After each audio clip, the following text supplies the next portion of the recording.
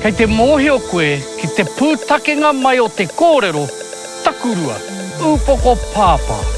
I te takurua, ka kia tamanui te rā, ko te rā tūoa. E tohu ana i te tūpuhi, i te kore o ngā paenga o te rā. E pēnei ana te kōrero i te kore o te mahana me te aho ka puta i te rā, i ngā marama o te takurua, me te tau mai o te makariri ki te whenua.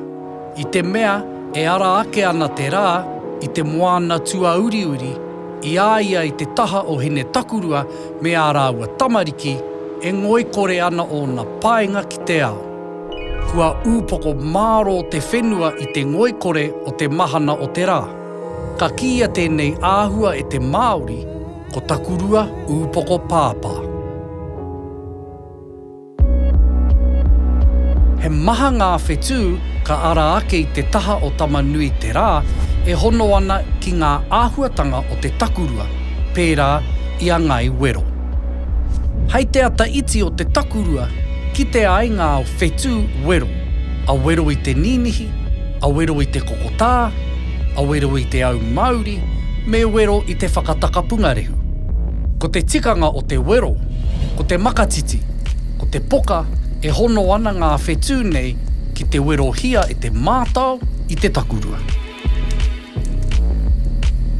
Ko te tikanga o te whakatakapungarehu, ko te ruirui i ngā pungarehu ki te whenua.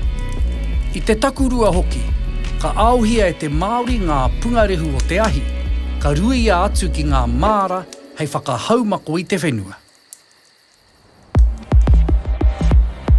He ha te hononga o matariki ki te rā i ngā marama o te takurua. E mōhio whānui ti ana ko matariki te tohu o te tau hou. Kia rewa ake ki te rangi i wainga nui o te takurua, e tohu ana ki te rā kua eke te wā ki tā rāua noho tahi ko tana wahine o te takurua, kua tai ki te wā e hoki a ia ki te tonga. Kia hoki anō te oranga me te mahana ki te whenua.